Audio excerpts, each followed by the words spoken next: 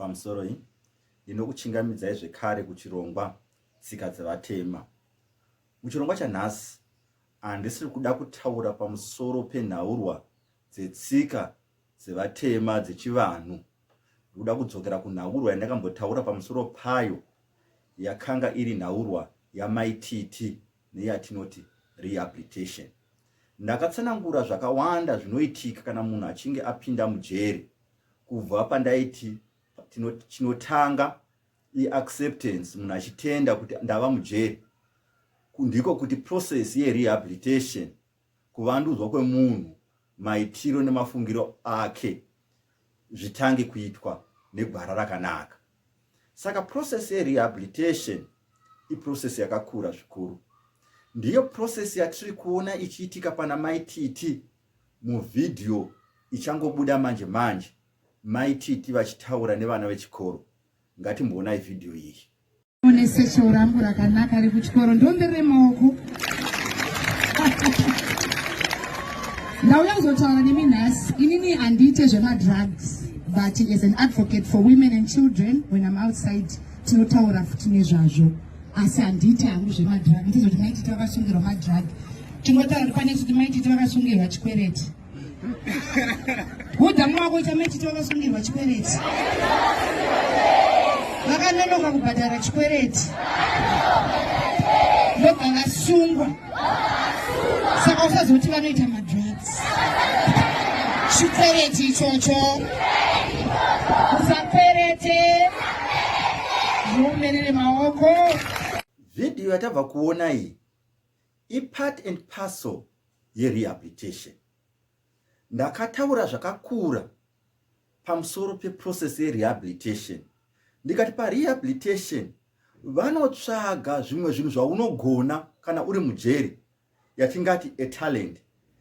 Tikati maititi as an entertainer, tinoonawo zvakawanda zve-entertainment zvinenge zvichikurudzirwa maititi, nokuti ndo zvavanogona. Saka ndakati kana uri mujeri uchiita go through the process yerehabilitation, vanotsvaga your talent, voimolda, voikurudzira. Ive talent yakanaka inogona kuzokuraramisa kana uchinge wabuda mujeri. Ndo zvinoitwa parehabilitation. Asi apa pane zvandoda kumbotaura pamusoro perehabilitation. Ndichida kukurudzira vanhu vakawanda. Rehabilitation kuti ibude zvakanaka, haisi nhaurwa yejeri chete yatingati isu yeprison office. Haisi nhaurwa yeprison office chete. Vanhu, community, ine role yainotamba, ine payo painofanira kupinda. Vanhu tine patinofanira kupinda kubetsera vanhu vari mumajeri.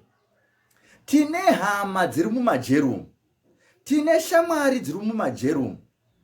Chinhu chinosuwisa kuti kana munhu anzi apinda mujeri, tinoti ngaachisafa nemhaka yekuti akaita mhosva. Mujeri munowanikwa vanhu vane mhosva, mujeri munopinda futi vanhu vasina mhosva. Asi ndoda kutaura pamusoro pemunhu ane mhosva, akapara mhosva yake yatinoziva kuti akapara. Pamwe tatombomuudza kuti zvauri kuita izvi shamwari handizvo, opara mhosva yake, otongwa, opinzwa mujeri. Ndiye munhu wanoda kutaura pamusoro pake nhasi, kuti munhu iyeye anoda our support kuti ashanduke, rehabilitation iitike maari.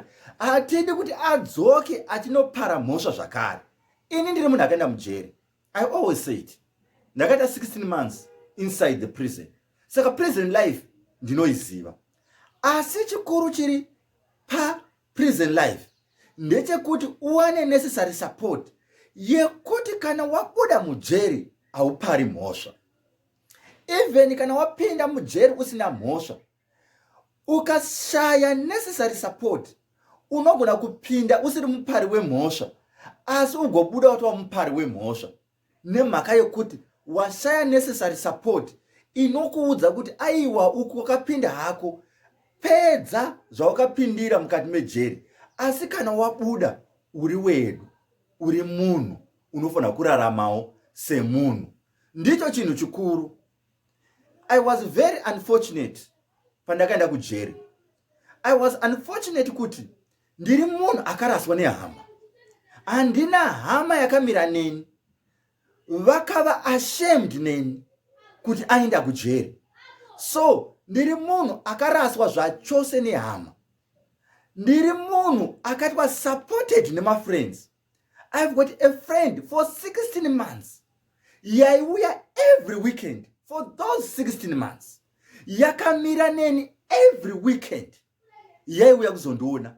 Ichindipa the necessary things zvaidiwa ndiri mukati mejeri. I'm saying, une hama, une shamwari yaunoziva iri mujeri. That friend needs your support. That relative needs your support. Kana munhu amujeri apindira mhosva yake, asi tinofanira kumusapota kuti kana abuda mujeri asava munhu wemhosva. I'm applauding what is happening kuna maititi nezvavari kuita. And I just wish dai vakazvitora izvozvo vakabuda mujeri nemind iyoyo with all the support yandiri kuona yavari kuwana. I'm one person who is applauding her. Kuti zvavari kuita, she is in the right direction. And I just hope kuti pavanobuda mujeri vanobva vaziva kuti kurarama a fake life hakusi kurarama. Sematauriro avanoita ivo kuti ndairarama a fake life. Tese ndakambotaura ndichiti tiri mujeri of one kind or the other. Ndakambotaura kudaro. Socially, you might be in prison. Religiously, you might be in prison. Politically, you might be in prison. Economically, you might be in prison. Tine majeri akawanda. Cho zvandakazotaurirwa nemumwe munhu kuti the prison inside me. Ndikati ndichada kutonyora bhuku. Akandipa pfungwa. Pane munhu akandipa pfungwa dzekuti nyora ibhuku. And I feel one day I have to sit down and write it. Nekuti I have got a lot to say about life inside prison and life after prison. Iko zvinondiri pano. I feel I'm somewhere. Vaimbondiramba vaya.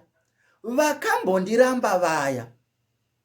It's very unfortunate kuti sometimes you see them coming around. Nokuti vanonasa kuti life yako yava nani. Asi kuti isvike kuita nani. Kuti munhu abude muprison, life yake isvike kuita nani. Anoda all the support. Nhasi ndati hachisi chirongwa chetsika dzevatema. Hongu ndine kamwe katsika kandikuda kuti apromote pachirongwa chanhasi. Katsika kekuti rotsika yekuti ngativei vanhu vanobetserana. Chero munhu akapinda mujeri iri hama yedu, iri shamwari yedu, ngatikwanisei kumubetsera adzoke paupenyu hwatinotarisira kuti upenyu hwemunhu hwakanaka. Ndatenda. Ndini sekuru venyu, Sekuru Makoni.